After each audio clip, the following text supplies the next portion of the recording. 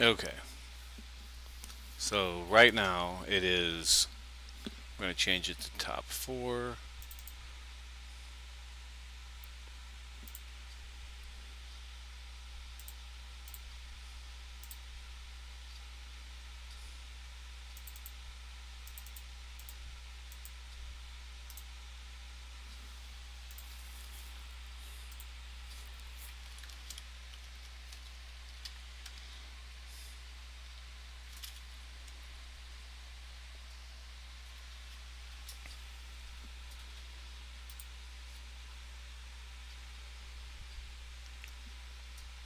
We're going to go. Let's see here. I feel like I need to change the.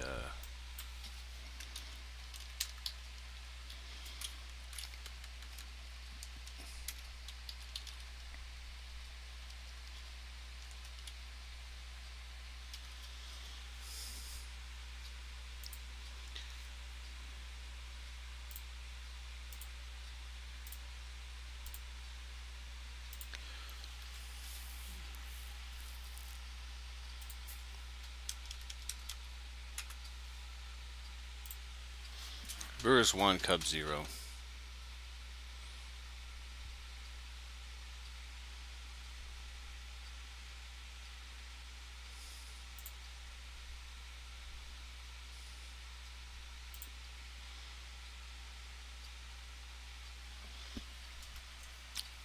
And so Colin Ray still pitching. Top four now. Cody Yelich or Christian Yelich at bat. He's. I mean, we got. There's a lot of Cub killers. A lot of Cub killers. And to be honest with you, I've always liked Yelich. Yelich is the kind of person that you would want on your team. He's a good ball player. He's um, he's just awesome. So Cubs are up 3-0.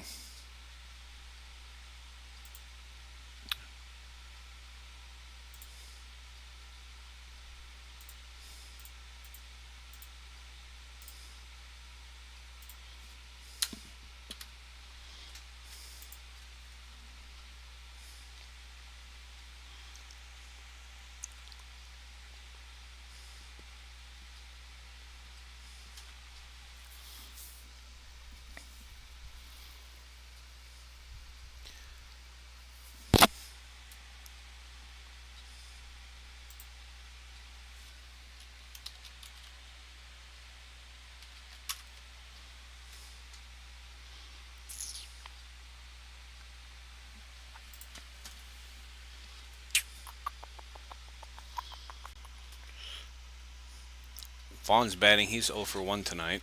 So Ray holding the Brewers to 1 run, top four. He's at 50 pitches, which 50 pitches is pretty good for inning number four.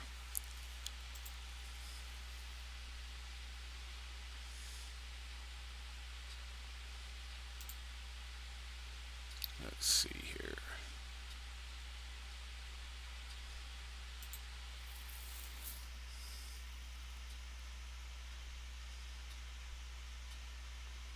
Boy, Vaughn, he gets what a story from Vaughn, coming from the White Sox down to the minors and then up to the Milwaukee Brewers. I mean, that story is incredible. I don't understand. I guess it happens in sports sometimes.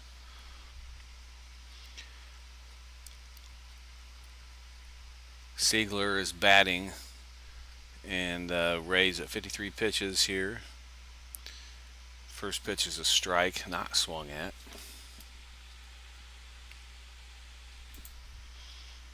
Fly ball center field. Crow has to come in quite a like was sprinting in straight to second base and makes the catch. Keeps Vaughn at first base. That's 2 outs now.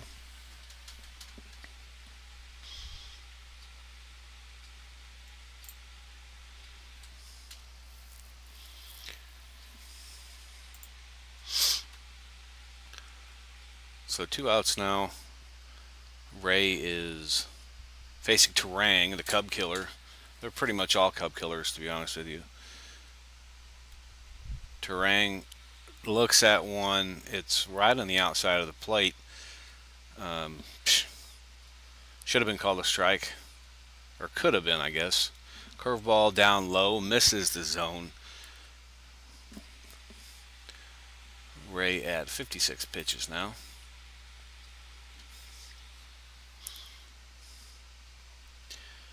And Vaughn being held at first. Pitches fastball right down low and outside, but low and in the strike zone, the outer edge of the plate. And Terang fouls one off. Counts 2-2, 2 outs.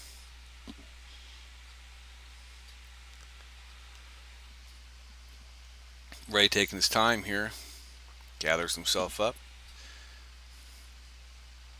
and he high two-seam fastball. Boy, that is drilled, and it is barely foul. As Hap had to sprint over to the wall. That could have been almost a home run by Terang there. Colin Ray gets by with one.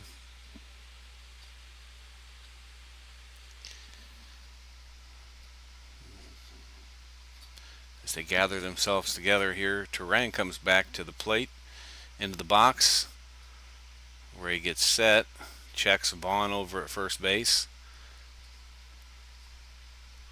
And the pitch down the middle, rocketed to right field, and it is dropped at the ivy. Runner stays at third. What a smash by Bryce Terang. Honestly, Owen Casey out there in right field today, he looked a little bit. It was close enough to the wall, right at the 368 paint on Wrigley Field. If you've ever been there, you know that that's right there, directly in right field, and Casey just misses it completely. Struggles a little bit to pick the ball up, but absolutely could have been caught. I don't know that it's going to be considered an error. But now we've got runners at second and third as Perkins stands in.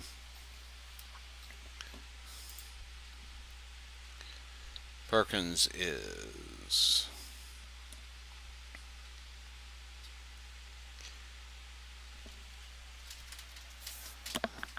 he drove in the RBI earlier.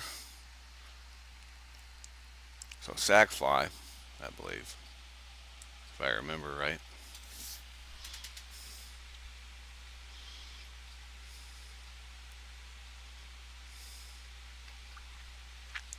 So now Perkins grounded out to Nico Horner. But Christian Yelich got the run, so that's how they have scored so far. And we're learning that the Brewers just do not go away.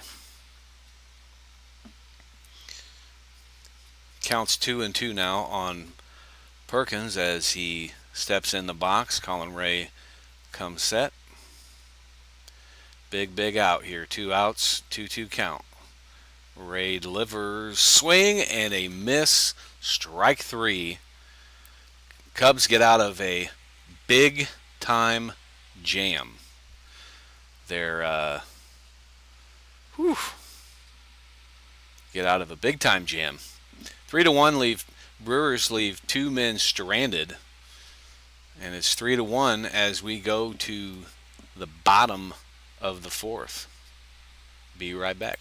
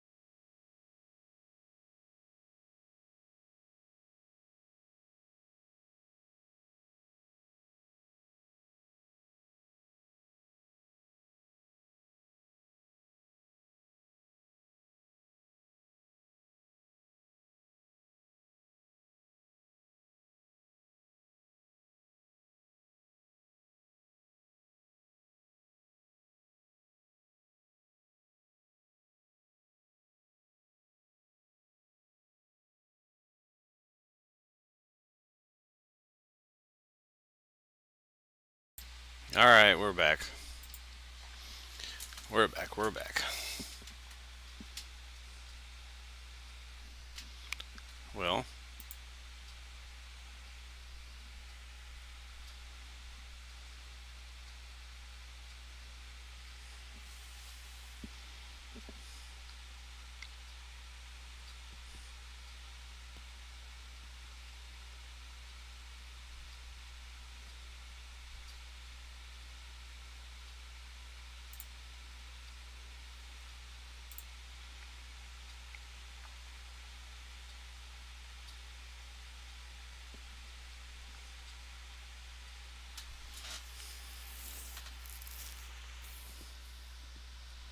all right. So Horner up to the plate here, steps in the box. Mizorowski pitching. Count is 2-1. Cubs lead 3-1.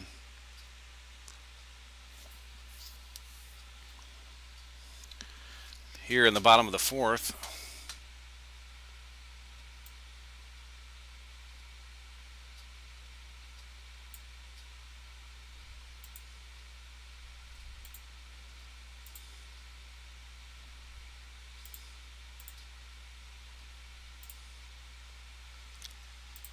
there we go. I got it back up here. The video went crazy there for a second. Horner rips one to the second baseman. Very, very hard hit, but not quite enough. Ground out number two. Owen Casey steps up to the plate here, and Owen Casey, a couple games in, looking pretty good. Seems to be a little bit farther along in the batting than Pete Crow Armstrong was last year. Did not do very well August and September of last year, but Owen Casey's really uh, proven to be very, very good at the plate, which the Cubs desperately need, especially going into the postseason.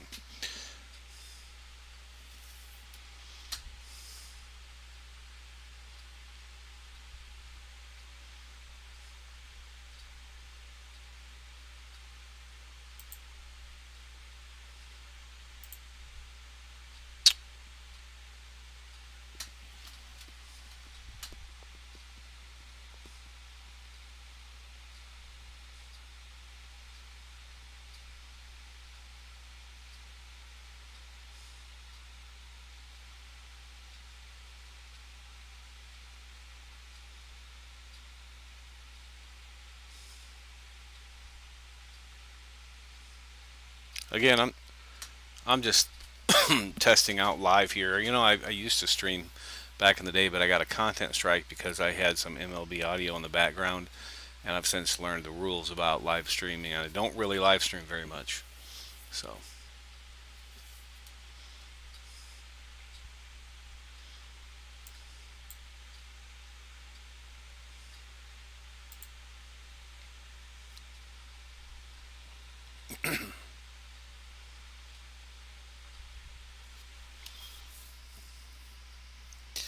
well, Cubs go down in order. Bottom of the fourth, still 3-1.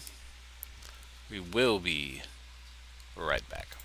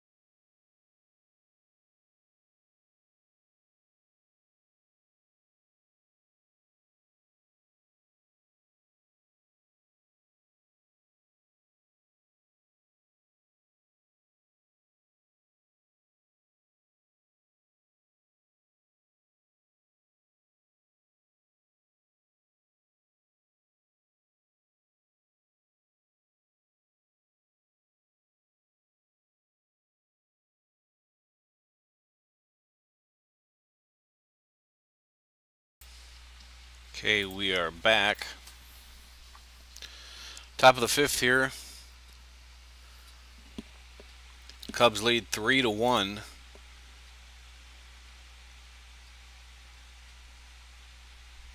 3-1 is good as Ortiz, he's the number 9 batter. He steps in for the Brewers.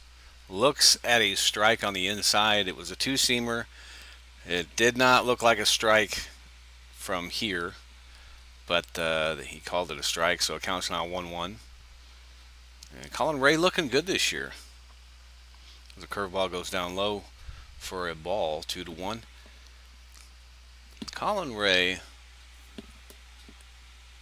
he's pitched 4 innings, had 3 strikeouts with an earned run. He's had 1 earned run over 4 innings. I will take that from a starting pitcher any day.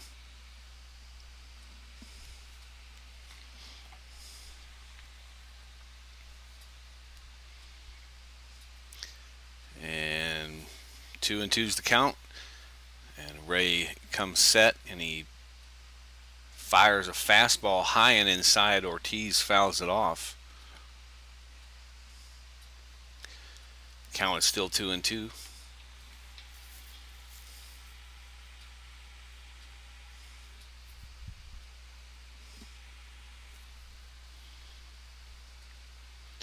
And the pitch, it is tapped to short. Swanson fields and delivers the out to first base. That's going to bring up Frelick. 1 out here in the top of the fifth as the Cubs lead the Brewers 3-1. I am enjoying the last 24 hours of Cubs baseball as a Cubs fan. I can tell you that it's been a rough July and August, and to see the Cubs take 2 from the Brewers yesterday in the doubleheader is great. So we're thankful for the rain on Monday night. All right, Ray gets set here. Strike call, middle of the strike zone, outside. And Frelick is a left-handed batter. He's a southpaw. Is leading off the lineup for the Brewers, and second batter this inning as Ortiz grounded out to Swanson in the beginning. Is the first batter up. Pitch again, high, as Ray seems a little bit frustrated, but not too bad. Counts 2-1 here. Frelick comes set. And the pitch, he attempts to bunt and misses. Called strike on Frelick. So 2-2 as Ray gets away with a curveball in the dirt. I don't know what Frelick was doing. He tried to bunt the curveball. Frelick smashes a line drive between second and third. It's a hit to left field. 1 out hit for Sal Frelick, and Milwaukee has runners aboard here. Frelick is a great batter. He has great form. I mean, he was hitting for contact there, but he had some power behind it.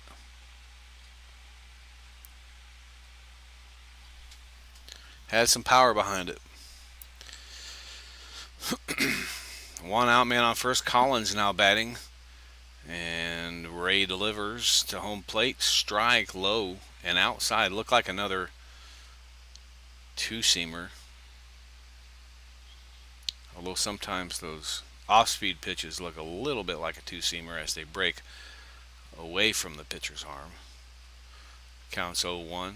And the pitch, curveball high outside for ball number 1.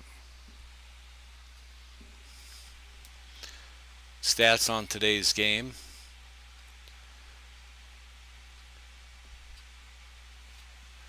Collins is 0 for 1 as he had a strikeout first time around. Pitch outside. Colin Ray up to 79 pitches now. Top of the fifth here, 1 out. 4.1 innings pitched so far. And 2-1. Brings the pitch. Nice curveball, low and inside, swung on and missed by Collins. I'm really happy about that. Boy, you know, the the, the Milwaukee just has like hitters. They have people that can hit. They have people that can hit, and I mean,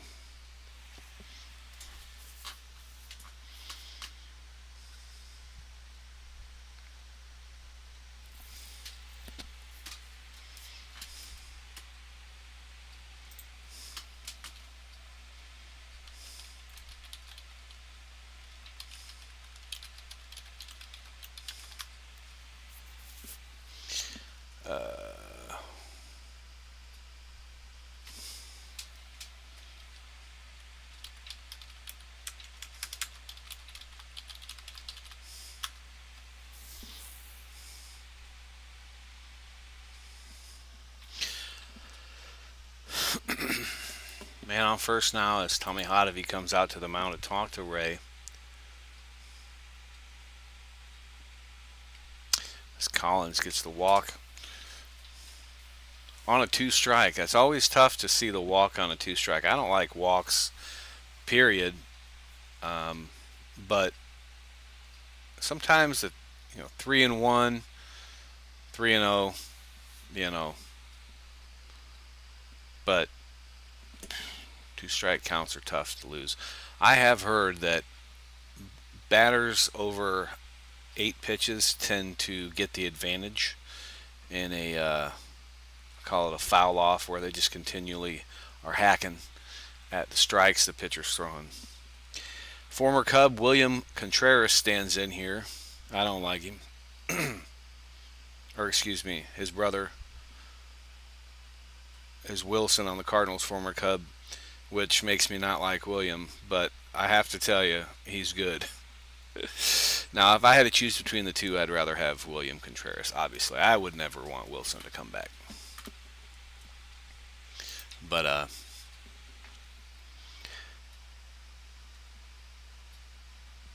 Ray now pitches a high fastball in the zone. It is in the strike zone, but the umpire does not call it a strike. It is right at the letters, below the letters, the numbers, what have you.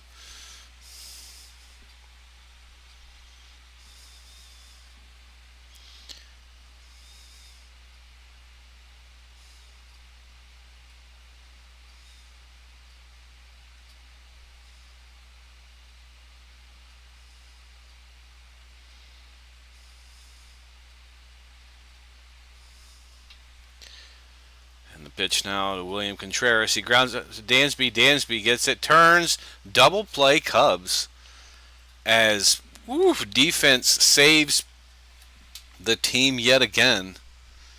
What a double play turn by Swanson. Swanson didn't even have to move from fielding the ball. Swanson just literally picked it up, didn't even move his feet, through right to second base. That's what I like about Swanson. He is so versatile. He is so versatile. All right, be right back.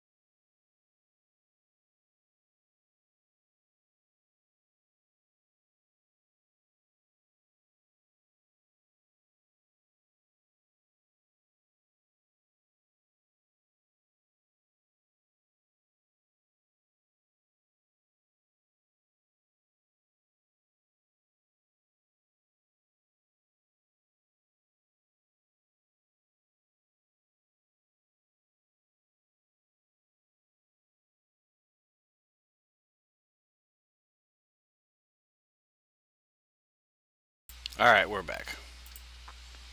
We are back now. Bottom five here, as the Cubs a little late to the inning, but Cubs got one out.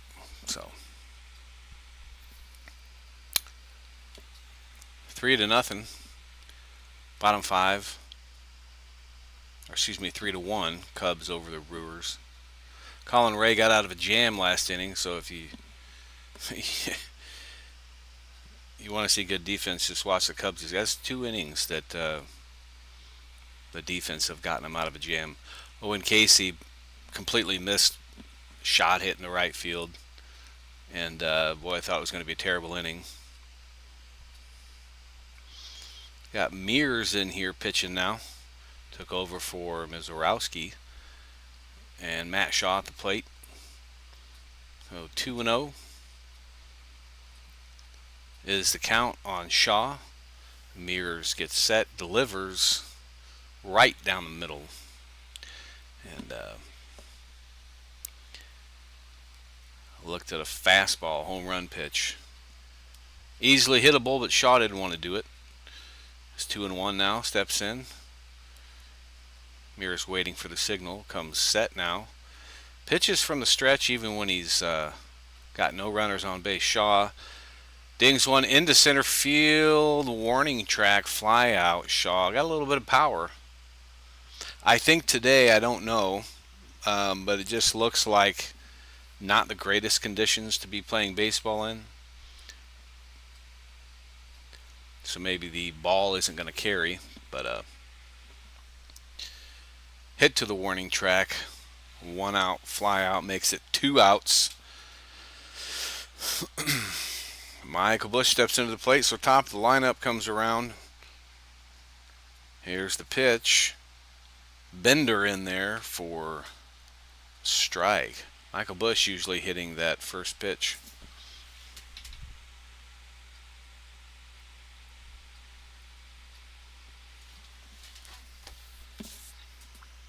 But no swing there. Pitch number 2.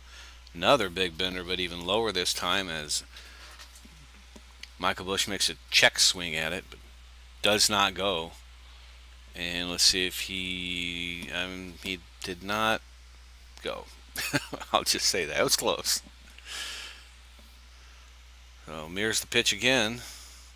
And right down the middle, curveball. That's 3 curveballs in a row Mears has pitched on Busch. Maybe he did his homework. The only one that was attempted to swing at was the second one. He had to check his swing because it was in the dirt. The 1-2 pitch here. And 96 right down the middle. What is happening? Michael Busch, he's either swinging at everything or he's swinging at nothing. So that's out number 3. But the Cubs are winning 3-1. That's good. Nice to see the Cubs, maybe, I'm not going to say it, but maybe the Cubs are starting to turn a corner.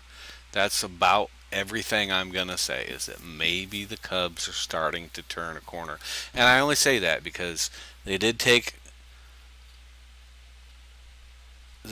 yesterday when they won the doubleheader, it gives Cubs fans a complete vibe. But I've seen this vibe before, and I'm very hesitant to say that they've fixed.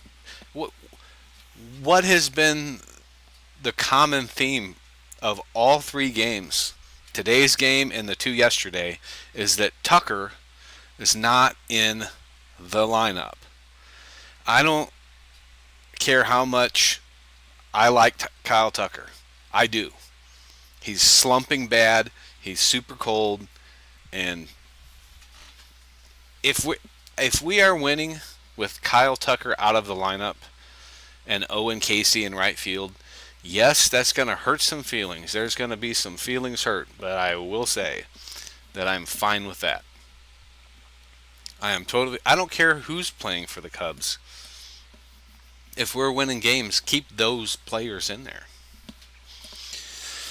All right, top six. Colin Ray still pitching, which is good, but he's getting up there in the pitch count, so this will probably be his last inning. Cubs lead 3-1. Ray comes set and pitch 93 miles an hour right down the middle. Did not swing. And he's pitching against Christian Yelich. So Yelich at the plate.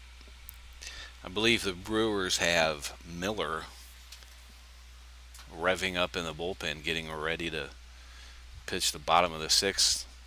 He is the second reliever that will be coming in, assuming he gets in. The 1-1 to Yelich from Cub starter Colin Ray. And it is a splitter outside. Ball 2, 2-1. I would say this is probably Ray's last batter if Yelich gets on. He's at 89 pitches and no, did not call that a strike. Boy, sure looks like he called it a strike. Or sure looks like it should have been a strike. And he stood up. You know, sometimes umpires will stand up a little bit faster and make the strike call. He did that, but he did not do the strike call. So it tells me he was questioning himself. Pitch outside. That is ball 4 as Ray walks Christian Yelich. Although, if you're going to walk somebody, let's just say that's who to walk.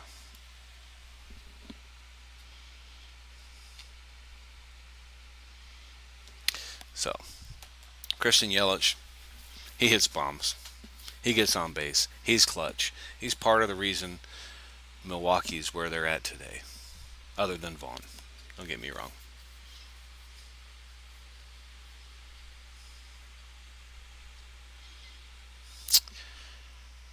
They keep Ray in. Man on first. As Vaughn steps up to the plate. He's their fifth batter. And pitch inside. I think Ray's getting to the point where he's trying to steer away from anything in the zone. And maybe he's still in the game at 93 pitches because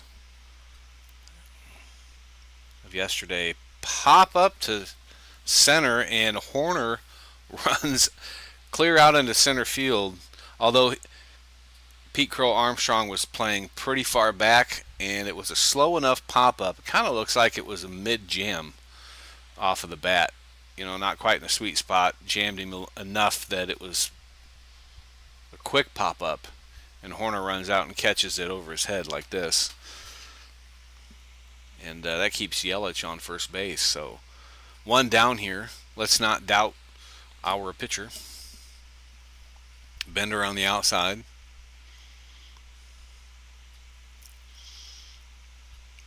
I guess when you're at your pitch limit, you have to start pitching carefully. But the problem with that is that pitchers think about it. They think about it too much. And that gets them in trouble. As Siegler bunts here, oh my goodness. Matt Shaw. Oh my goodness. Oh, wow. So the bunt is to third base here, and it's a quick bunt.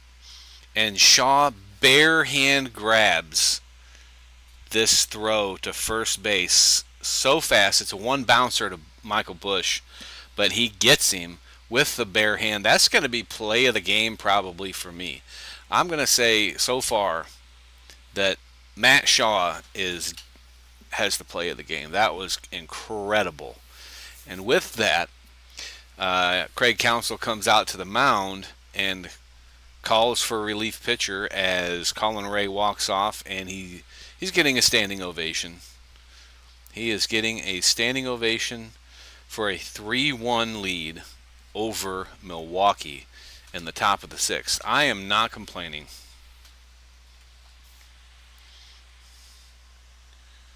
I am not complaining. All right, we'll be back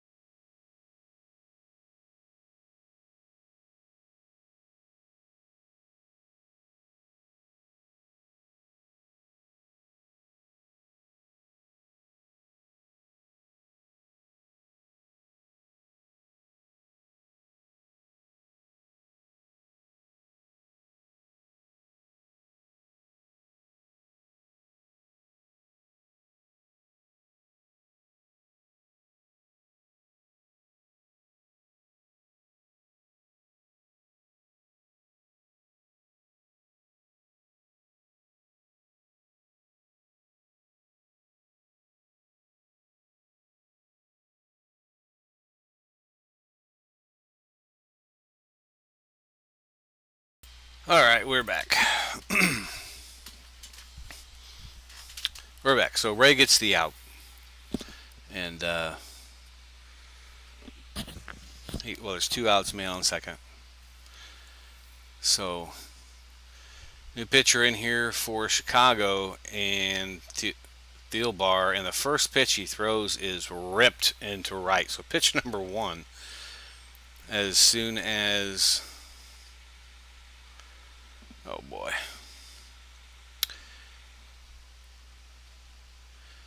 as soon as Thielbar comes in, ripped into right field. So that pushes Yelich over from second to third, and so now there's a man on first and third. Nope, Yelich goes home. So Yelich scores 3-2 Cubs. Thielbar comes in first pitch and gets rocked. Perkins now comes to bat, and Perkins 0 for 2 today. He is looking to get an RBI. The man on first. Two outs here, top of the sixth. Cubs lead 3-2. Thielbar looking to get out of a jam that Ray had put him into. So starting pitcher goes out and puts a man on base. So that's the current situation we are in. And the pitch now, Thielbar's got that curveball that is unbelievable. That curveball goes, it arcs. Incredible arc. There's definitely a 12-6 curveball in my book, or at least what I would call it. Perkins stands in here, 2-1's the count, and Thielbar checks the runner on first.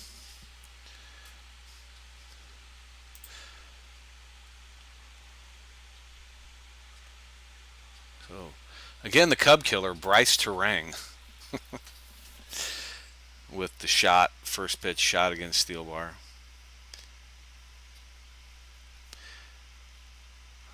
Strike call, 2-2 on Perkins here, 2 outs. If he can get the batter or a ground out, that would be perfect. Maybe only allow 1 run for the inning. Fastball inside, and Perkins fouls it off. Count still 2-2. I feel like this is a turning point in the game for both teams. 1-run game, top 6. Thielbar comes set. Looks at Terang over at first, brings the pitch, and it is a 74-mile-an-hour curveball for a strikeout. Cubs survive yet again, although they did give up a run. But Perkins way out in front on that pitch. Thielbar throws a 74-mile-an-hour curveball to get the out. Whew. Well, that makes you nervous watching that right there. Makes you nervous watching that. So we go to the bottom 6 here. Cubs 3, Brewers 2. Boy, can we take 3 from the Brew Crew? Can we take 3 from Milwaukee? Let me just say this. I don't know if people agree with me or not, but I think the Cubs are just as good as Milwaukee, and I think Milwaukee is just as good as Chicago. There's no doubt in my mind that Milwaukee's making the playoffs somehow. I mean, they're probably going to win the division. But if we can take back 2 or 3 games this series, it does put a little bit of pressure on Milwaukee. I mean, as a Cub fan, I just like to see them in the playoffs. I do not like to see the Cubs in the playoffs. Like, if they're in that 1-game wild card thing. That's not enjoyable. So, if the Cubs get to the point where they have to battle that 4th or 3rd team in, there's 2 teams tied. I don't like that. I don't like that. I don't want to see the Cubs get into the bottom barrel of the wild card. I would like to see the Cubs be the first wild card spot. I would like to see them get some sort of I mean, I don't know how well you can get home field advantage going into the division series, but I'll have to check that. I think the deal is that the best record gets the home field advantage. I'm not sure if that's exactly how it is to the wild card, but bottom six here, Ian Happ stands in, and we got a new pitcher, Miller, for Milwaukee. As Miller uh, pitched almost half the games, I'd say probably about a third of the games. He's highly used, has great ERAs, great reliever. I feel like Milwaukee brought him in here just because they need to keep the Cubs at bay. So it's bottom six. Cubs lead 3-2. Count 1-1 to Ian Happ. And he got lucky on that one. It was right on the outside. It did not look like a ball. Looked like a strike. Pitch high in the strike zone. Happ fouls it off. Happ is one of my favorite players. He is trusty. Happ is trusty. His slumps are not as bad as some of the other players. And I was just talking about Kyle Tucker. Kyle Tucker has one of the worst slumps I've seen from any Cubs player in a very long time. Pitch low, Happ swings low, barely hacks at it, pops it up to second base, and the catch is made for out number one to the Cub killer, Bryce Turang. Really, Bryce Turang kills every team. I mean, he just goes out there and plays a really good baseball. I wonder what his contract is.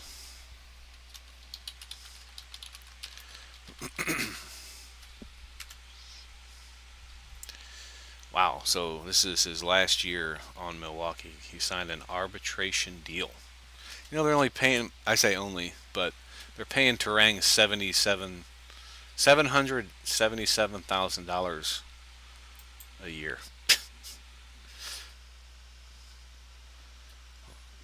Suzuki now batting.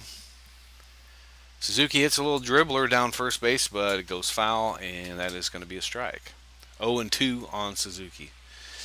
But yeah, Turang is amazing. I mean, I know the Milwaukee doesn't have like the best money coming in, but we'll pay him a little more than that. Come over to the Cubs, we'll pay you. We don't need a second baseman though. We've got Nico Horner. But all right, so Suzuki now 1-2, 1 ball, 2 strikes on Suzuki, and Suzuki's looking. He's looking okay. He's not done too much lately, but he's done enough to keep that DH spot. And honestly, I don't know who else you throw in there. Maybe this is what I think. Maybe you throw Tucker in that DH spot when you think he's ready to go, or just put him. I mean, I don't know what you do with Kyle Tucker. I honestly don't know what you do with Kyle Tucker. At this point in the game, when you're leading into the last month of baseball, do you sit him out 5 days, 2 days, 3 weeks, send him down to the minors? I don't know. Anyway, Suzuki slaps one into left field, and it is a fair ball right on the line, and really good pickup by Milwaukee as they hold Suzuki at first base. Excellent line drive, just line drive. Straight baseball. It was not a higher line drive. It was literally on about a foot from the line. So Suzuki smacks one into left field for a single. Thought it was going to be a double. I think he did too. He went pretty far after first base and had to put the brakes on. It brings up Pete Crow Armstrong batting fourth again. So PCA, he needs to kick it in gear here to get us a run. We need some more insurance runs. Miller pitching pretty good. Crow Armstrong goes to bunt, but it is so inside it completely turns him around. He did pull the bat back. So 2-0 on PCA as he attempts to bunt. And literally Miller threw at Pete at PCA. I'm not saying he was doing it on purpose, but maybe he saw the bunt and figured, I don't want him bunting that. Now it's high, and PCA takes a strike, 2-1. I feel like PCA is going to do something good here. 2-1 count. The pitch, PCA fouls it off. Miller battling. Miller throws mid-90s fastball, but they are straight, boy. That one in the heart of the zone. Perfect pitch to take over the fence or line drive out, and PCA puts a lot into it, misses it. 2-2 here. And Miller calls for a new baseball. Didn't like the brand new one he got. I don't know about that. Bottom six, man on first. Suzuki on first base. PCA battling here. 2-2 count from Miller as PCA steps in the box. Miller comes set. Checks Suzuki over at first. Uh-oh. Strike three, PCA. He had looked like a splitter, low and away to PCA. At the same time, Suzuki did steal second, so we've got a man on second. Suzuki able to slide under the tag. Boy, he got a great break on that, or a great head start. Great throw, but honestly not even close. For a stolen base. It was a pretty good steal. Carson Kelly stands in here, swings the first pitch and misses. 0-1 to Carson Kelly. Been happy with Carson Kelly this year. Can't ask any more than what Carson Kelly gives you as a veteran. With Miguel Amaya out for the season. And two-seamer, off-speed two-seamer. 86 mile an hour two-seamer. Miller can throw it a lot faster than that, but he did not. And Kelly was way early on that pitch. Way early on that pitch.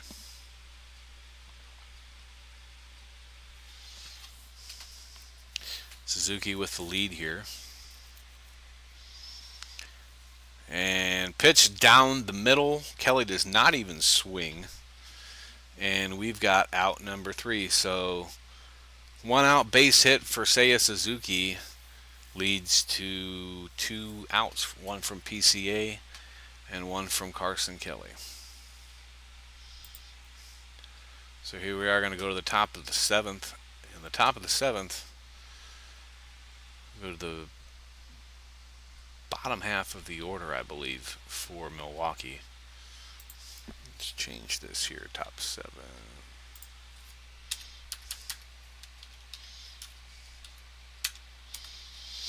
Still 3-2.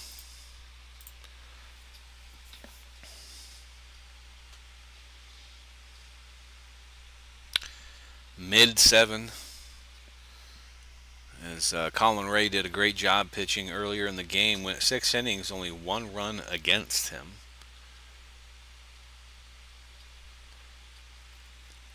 And what we have is Thielbar in. So Thielbar came in and gave up a run, but it was not earned as that run went to Colin Ray. So Thielbar did not get that earned run. I think they'll probably keep him in here.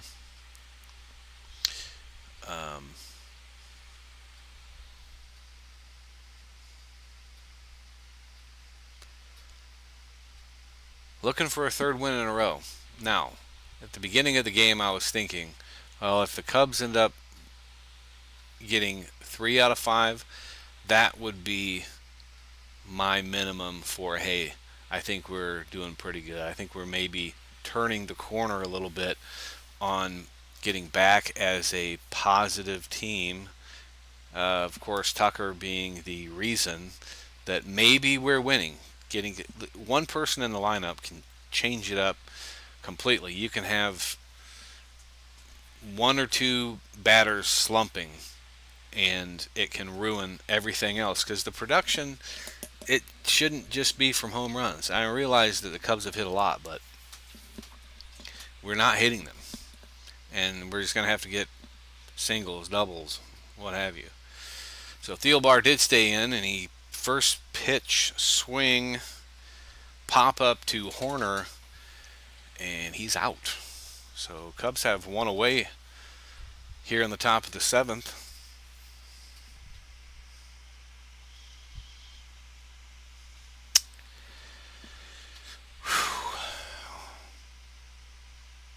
It would be nice if the Cubs would just smoke Milwaukee, but this team is unsmokable right now. Everybody in their lineup's hitting.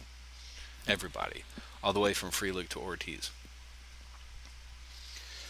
So this means our pitching's doing pretty good, which is good to see. Thielbar delivers pitch number 2, and it is a ball. So 2-0, Sal Frelick.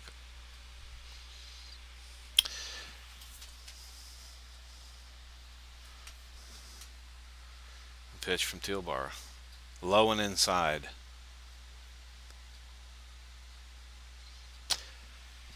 3-0.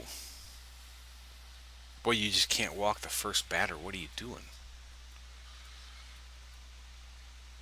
Right down the middle. A little bit inside, but called strike, so 3-1 on Frelick.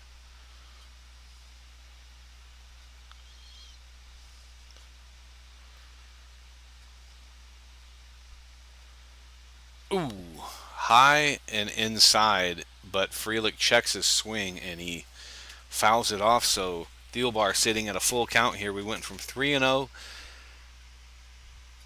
to 3-2. And Thielbar gets set, and the pitch right down the middle, low, but strike 3, Thielbar. Woohoo! Man, that plate appearance was super nerve-wracking. But I will say this: that call on Frelick. See, Frelick kind of bends down too, so he bends low, and a strike is when the batter is in their hitting stance, not when they're standing, not how tall they are. It's how they are when they're standing from the knees to the middle of the chest. So that's what you get for being low. Anyway, it was close, but he got called strike 3 looking and then said a few choice words afterwards. All right, Collins steps to the plate, and pitch number 2 is a strike. Miss swinging. So 0-2 the count now from Thielbar. And honestly, Thielbar's looking good.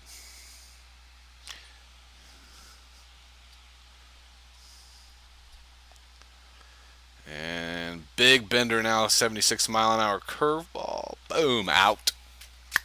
Number 3. Thank goodness. So Cubs go 1-2-3 in the top of the 7th. Nice.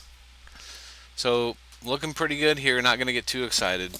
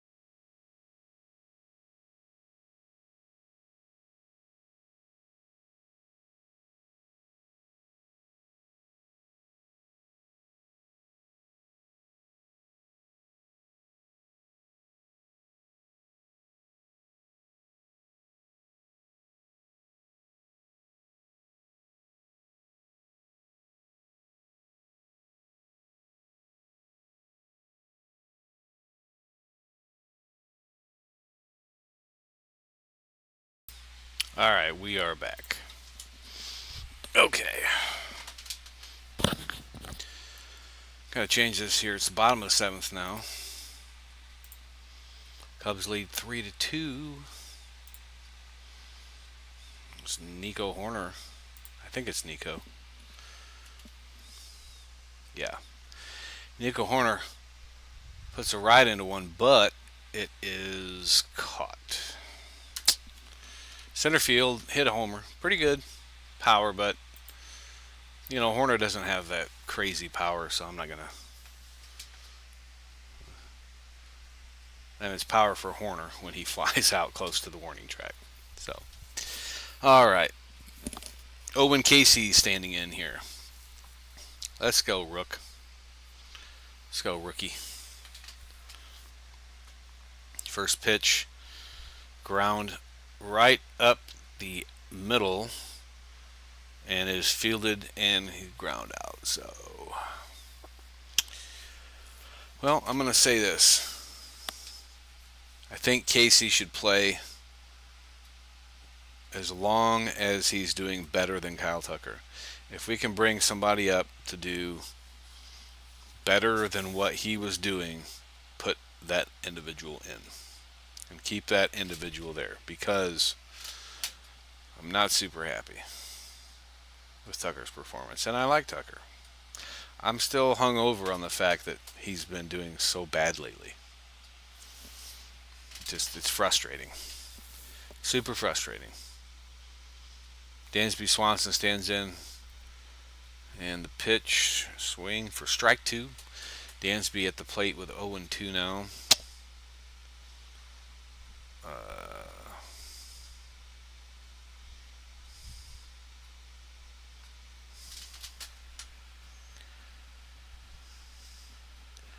And the pitch, strike three. Wow. Well, just like that, Cubs go 1-2-3 in the bottom of the seventh. But if they bring in Uribe, and of course you can't look. The Brewers are just good all around. All their pitchers are good. Their hitters are good. It's no surprise that they're number one in the division. It's no surprise at all. Uh, and yeah, to our chagrin too, because the Cubs just they kind of blew it in August, in the beginning of August at least. So hopefully we can come back. Let's get within at least 3 or 4 games in September, to where we can maybe get a shot in September if we play well and the Brewers play bad. We're going to the top of the eighth here. I think we're sitting okay. Boy, to win 3 in a row would be crazy.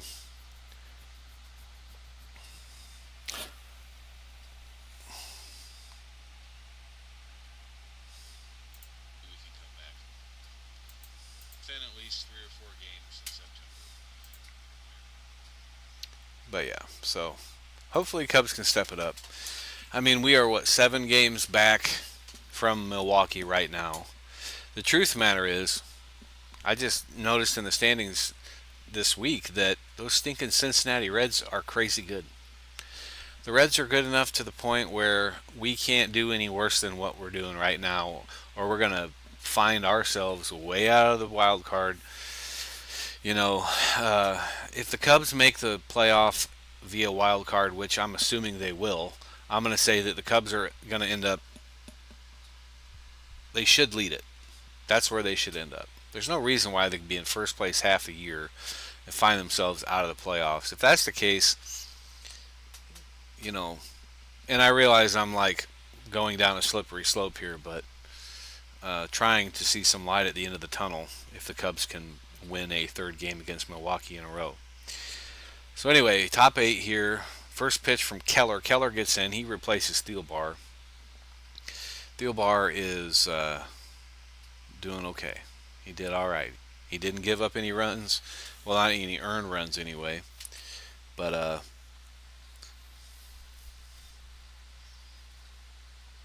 replaced by Keller here. Second pitch to William Contreras as William Contreras looks at ball one for a 1-1 count. Keller, quick pitcher. Doesn't take long to go from one pitch to the other. This one is high and inside on Contreras here. As William Contreras tends to be doing quite a bit better than his brother Wilson. I like William. I'd rather him not be good against us. And oh my goodness, Owen Casey. Incredible grab in left field as I call it a pop liner. Wasn't exactly hard hit, but it was short, and Owen Casey does a slide, a feet first slide, to get the catch. Yeah, Tucker can do that, but whew, and he did barely catch it too. His glove was pretty much on the ground, not on the ground, but just close enough that had he missed it, would have been absolutely devastating. He's got a little grin out there. Oh, Christian Yelich smashes one into center, but Pete Crow Armstrong there on the warning track to handle it for out number 2. Okay, 2 outs. Looking pretty good here.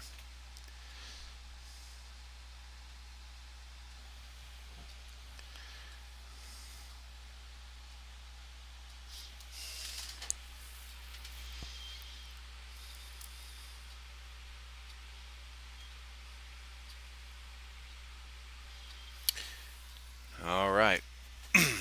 Keller with the first pitch to Vaughn, ball. And second pitch, Vaughn swinging and misses as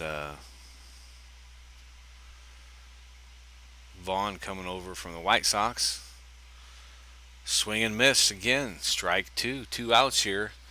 Top of the 8th.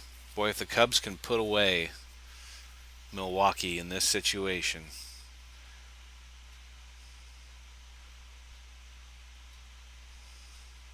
Strike 3. Swing and miss as Keller comes in and knocks all 3 down in a row.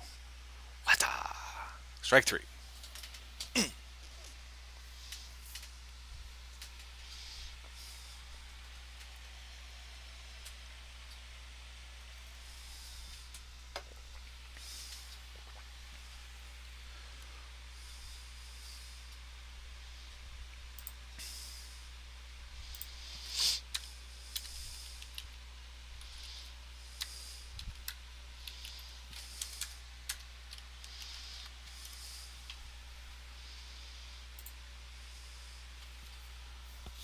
Okay.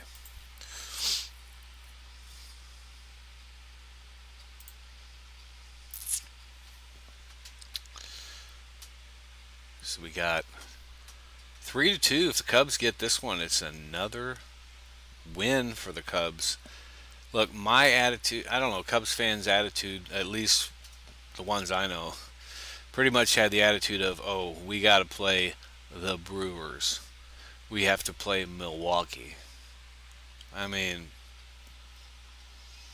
Milwaukee, the best team in all of baseball, the best team right now, the best team that I've seen in a long time come out of Milwaukee, especially in July and August, but mostly that 13 or 14 game run they had. And thankfully, they got throttled by the Pirates just prior to playing us. So maybe that was a comeback to reality of the Cubs, of Milwaukee cooling down. And then to go into, I mean, I guess from the Brewers side of it, you come into Wrigley Field, which is not an easy place to play for the visiting team. But with Milwaukee being so close, there are plenty of Brewers fans there. I will say that as a Cub fan, I do not like to play Milwaukee at all because they're very scared. It's just like St. Louis. Matter of fact, you can say that for every single Central Division team out there. That anytime you play a Central Division opponent, you get to the point where you're like, okay, we can't lose. And every game that you do lose, it's just that much easier to lose a place in the standings. So, but the opposite is in effect here with us, because if the Cubs end up winning this game today, uh, that would put us 6 games back, and we started at 9 games back, 9 or 10 games back, I think it was. So anyway, Koenig pitching now for Milwaukee, and Matt Shaw at the plate. And Matt Shaw is looking pretty good. Had that crazy third base barehanded throw to save a run. Save a runner on base anyway. So 1-2 on Shaw. Koenig throwing big benders out there, big curveballs. He's like Thielbar. He can put a foot or two on that curveball. Little sidearm action. Shaw smashes one into left field. Shaw goes, and it is out of here. Yes! Yes, Matt Shaw, home run. Insurance run. 4-2 Cubs. Let's go. Let's go, Cubbies. Hey, this makes me feel so much better. This makes me smile because they're scoring runs again. Look, I'm not on the pessimistic side of the Cub fans. I lived that for decades prior to them winning World Series. I'm not about to ever go to that place again because I know we can do it as an organization. Hungry for another one. Matt Shaw smashes off of the sidearm thrower Koenig from Milwaukee. So 4-2 Cubs. Michael Busch steps in. Here's somebody that needs to step it up a little bit. Michael Busch. Busch needs to get to the point where he's a threat. You know, like I'm tired of Michael Busch just being an average player. Now, he's a great first baseman, don't get me wrong. But, boy, if we can get Michael Busch going, that would just be crazy. Back to the April, May, June Cubs. So, 0-2 on Busch, 2 strikes. And Koenig can throw. And the pitch, right down middle, fouled off by Busch, so he stays alive. Boy, he's putting a lot of power into that. I don't know if it's at this point. I don't know. Might as well try, right? Okay, still 0-2 to Busch, and the pitch, sweeper. Man, that was he's got some. That sweeper pitch from a lefty that pitches sidearm, I've never faced one. They weren't throwing them back in my day. Not like that. 1-2 pitch. Fastball got him. No, he fouled it. Oof. Michael Busch fouls one off. Thank goodness. Count's still 1-2. Koenig with the huge sweeping. Even the fastball. I mean, he pitches way, way out there. Not quite submarine, but he's for sure halfway. I mean, some of his pitches are like 3/4 arm slot. Some, but then when he throws those benders, he just gets complete sidearm, and it just. I bet there's a 3-foot break on that sweeper. The old school slider. 1-2 to Busch. Fastball over the toe. Barely misses. I don't think Koenig likes that one. Busch likes that one, though. I think it clipped. I can't tell, but I think it clips the plate. Okay, 2-2 to Michael Busch. Ooh, sweeper. Busch hits it into right field between first and second, and he is safe at first base. Boom.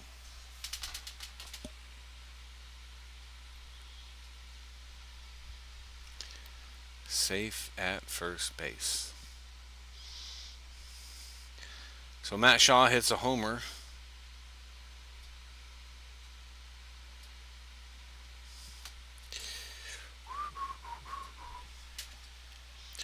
Matt Shaw hits a home run, and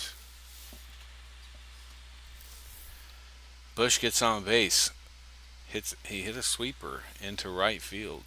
So that brings up Ian Happ. Ian Happ is 0 for 3 today. So he is hitless in the game. 1-0 to Happ. First one was a ball. Looks at Bush on first. Pitches one right down the middle. No swing from Happ. And he steps out of the box to take a little bit of a break. Not a timeout, but he did step out of the box. Now Bush comes back in. Koenig getting set. Checks Bush on first. Checks again. He does have a good pickoff move. Pitch outside, very close. Whew. Man, this umpire has been missing calls all day on both sides. Like game changing calls. So Milwaukee's just not getting it. Happ swings and fouls it off. 2-2 now on Ian Happ. Ian Happ, just old trusty out there in left field.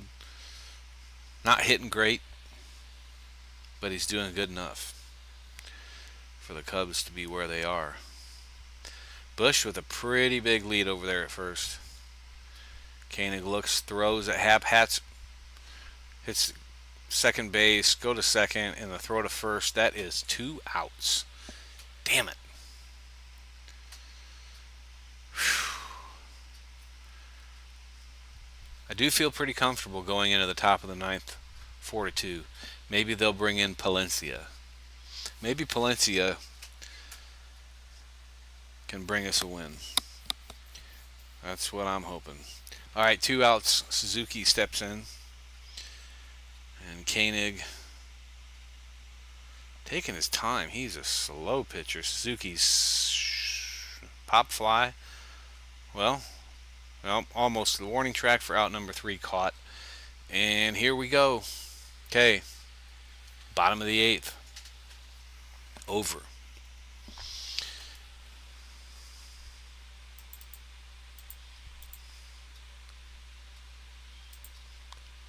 So we're going top 9. I did not see who they were going to bring in. I don't know if they're even going to change pitchers, to be honest with you. I mean, should they change pitchers? You saved Palencia's arm. I don't remember. I think he pitched yesterday. Can't recall. Let's see here. Excuse me. Let's see. Cubs pitchers. Well, they still have Keller listed, so I do not see.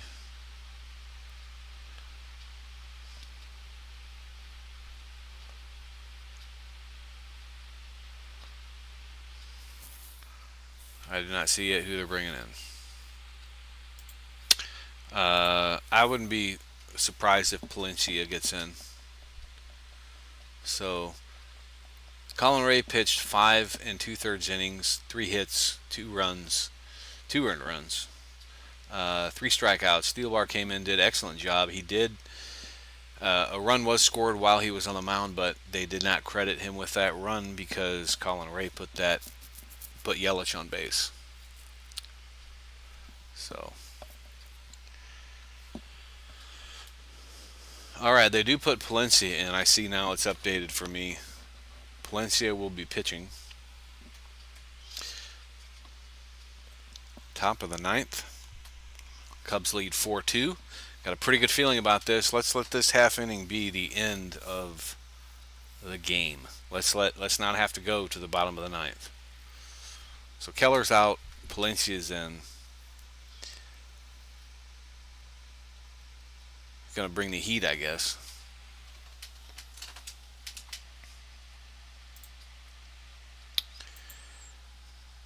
Bring in your closer. That's what you do. Here's your shot, Palencia.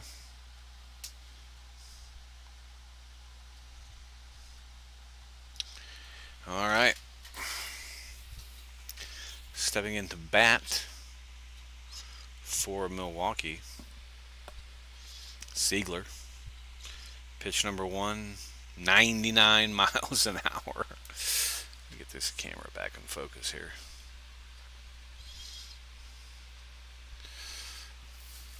99 miles an hour. Wouldn't be surprised if he hits 101 tonight. And the pitch down low, he went. So 0 and 2. Siegler calls timeout, steps out of the box as Palencia throws a two-seamer. Actually, splitter. He throwing splitters? So low, probably could have been called a ball. Wouldn't have been surprised if it was, but it was called a strike. And third pitch, Palencia taking it all the way down to 1 second. Throws head high, 101 miles an hour. And Siegler kind of backs off. It was not inside, but as a batter, when you see those pitches. All right, Palencia. And the pitch, high and inside, but he swung and he missed. Strike out. Palencia bringing the heat. Whew. 4-pitch strikeout for Palencia. If he can stay healthy, if Palencia can stay healthy, that is going to be key.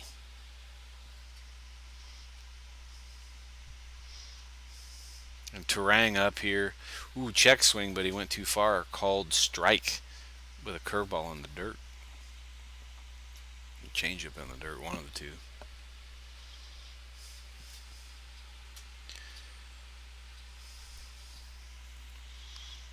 And Turang swings and misses at 101. Swings and misses at 101. Turang's good. Turang's great. Like I've said all game, last two games, he's awesome. I'd love to have him. Palencia, 0-2 pitch. Turang, line drive up the middle. Gets to the outfield as PCA picks it up and 1-out single. Turang, Cub killer. You remember how the Brewers used to just stink? That's not anymore. 4-2, Cubs lead. Top 9, 1 out. Palencia pitching. Turang on first. 100-mile-an-hour down the middle. Called strike.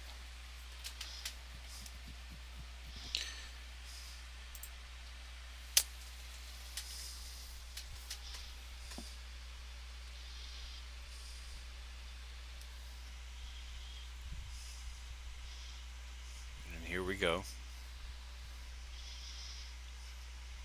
Up high, just barely high.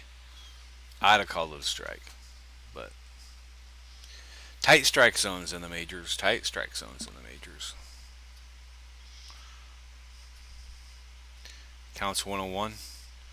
Durbin at bat here. Durbin swings, fouls one off. It's going to be strike 2, so count 1-2 now. Milwaukee has a man on first base.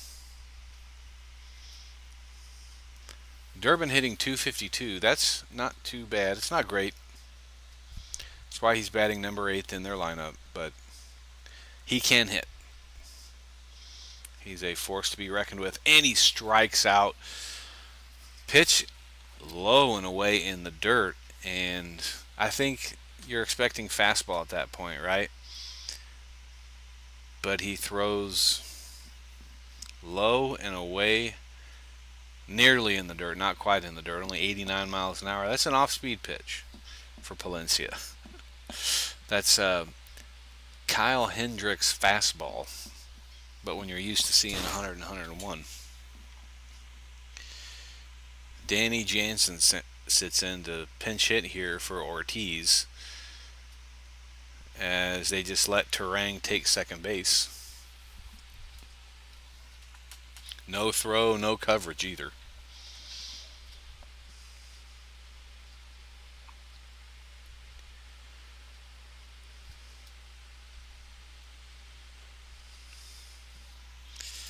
Fair ball hit down the third base line. One is going to score.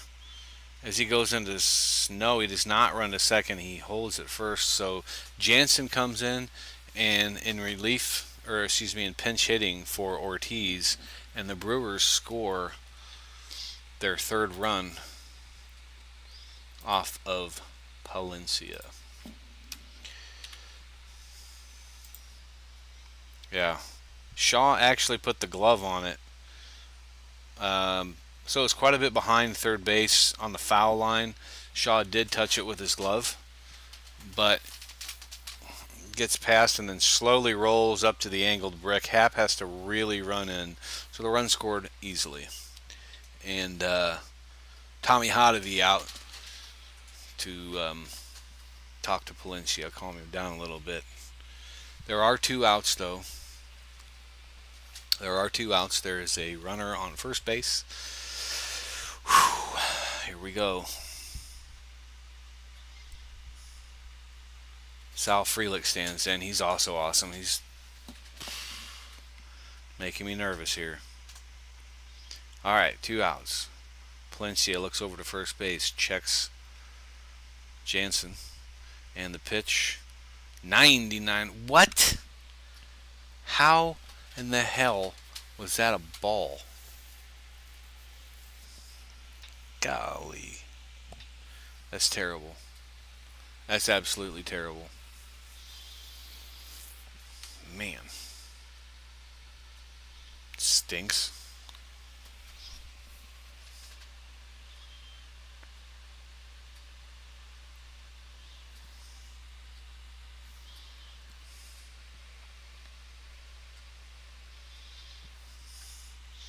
Two 0 the count. And strike. Ooh, ooh, ooh, ooh, ooh, ooh.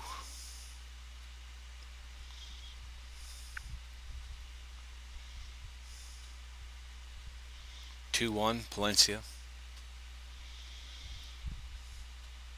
Doesn't. Oh, throws over to first base. Woo, almost threw it away as Bush makes a good catch. He does have a quick turn. Palencia does have a very fast turn over to first. But it was not accurate. So Bush saves. Maybe you'd better not think about throwing over there. Checks the runner. He's not going. Ball 3. Off speed, 87 mile an hour pitch. Whew, it missed. It was high. Palencia comes set 3-1. Oh, he steals second, but he is safe. He's safe. Counsell holds the hand up. And the Cubs are going to check this. Why not check it? That's what I say. Why not check it? Because it's end of the game. If he's out, it's game over. If he's safe, Palencia's got a full count. I don't mind that.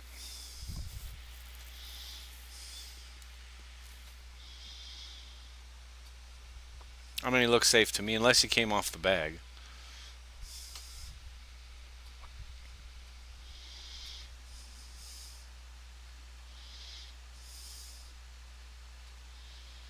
Nah, that was a good call. I think the umpire made the right call. I don't know.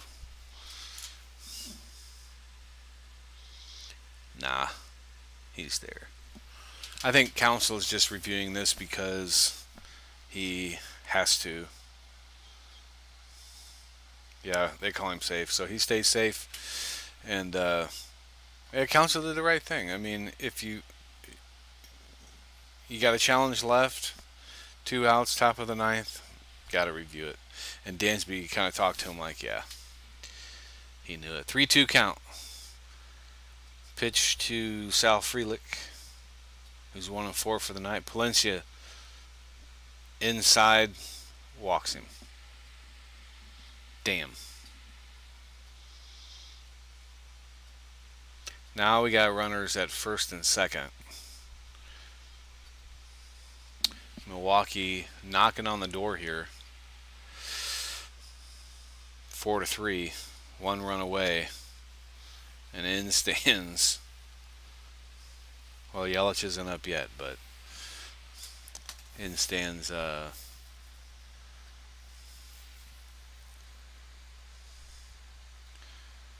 Collins. Collins is pretty good contact hitter. Palencia throws off speed 88.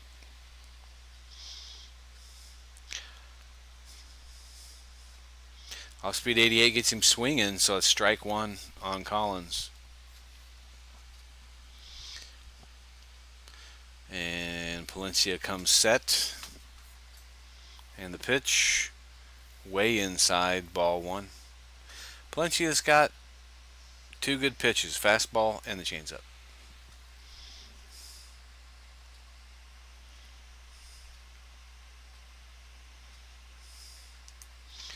All right, 1-1 count. Inside again, ball two, 98 miles an hour fastball. I don't think batters just don't swing at the inside pitch from Palencia. I've seen it all year. Counsell getting a little bit rustled in the dugout there. Oh, he hit him? No. Collins snuck out of the way. High fastball, high and inside, nearly hit Collins. Had he not gotten out of the way, it would have definitely hit his arm, but he lifts his arm up enough just to pitch goes in and barely misses him. So 3-1 count. Palencia almost loading the bases here. Puts one in the middle. Strike, swinging miss. Another full count on Palencia as Palencia again leaves you on the edge of your seat every time, it seems like. We got like a modern version of Carlos Marmol out there. All right, here we go. 3-2 count on Palencia, or on Collins. Palencia, 24 pitches as a closer, that's a lot. Crowd's on its feet.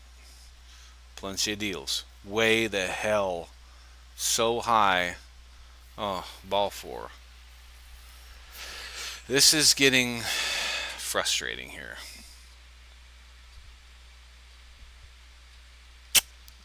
Yeah. Carson Kelly comes out to the mound to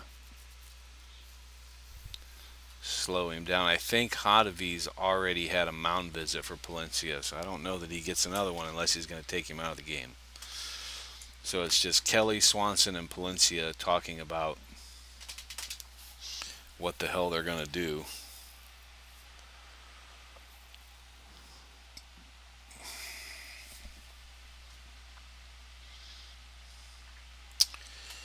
Yeah. So Brazier is warming up in the bullpen. Let's not take this into extras. Let's not do extra innings. Get a fresh batter, fresh count, and the one you don't want at the plate is frickin' William Contreras, who can launch. First pitch is a strike right down the middle, 0-1. I think Williams looking grand slam here. I would be. Why not, right? Ooh, really good low and away strike for Palencia. Count is now 0-2. They'll get excited. Palencia can throw them 4 balls in a row. But we'll just wait and see. 0-2. Everybody waiting. Oh, Nico Horner. Cubs win 3 in a row, baby. Wow.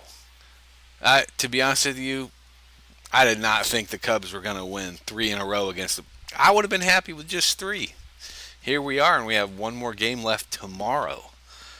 Cubs took the doubleheader yesterday, and Nico Horner with the grab. It's a good feeling. Boy, Palencia loaded the fucking bases. And... I mean, you have to say good job, right? Good job at putting in Palencia, because I can only imagine as a batter how that feels. But anyway, Cubs win 4-3. That was very exciting to watch. Would have been nice if Palencia would have set all 3 of them down in a row, but he doesn't. He puts 3 on base. Anyway, as a Cub fan, I'm happy. I hope everybody else is happy. Are the Cubs turning a corner? After this game, I kind of feel like if you can beat the Brewers 3 times in a row, even though it's at home, so you're doing something right. So I'm not out on the Cubs. I am a little bit down that we're so far back, but that brings us within 6 games of Milwaukee, with the Reds creeping up against us in the division. So we're in a sticky situation here mid-August, and if the Cubs don't have a great August, we got problems. But right now, I'm feeling a lot better than I have been in weeks, and so that is it for me. See you next time.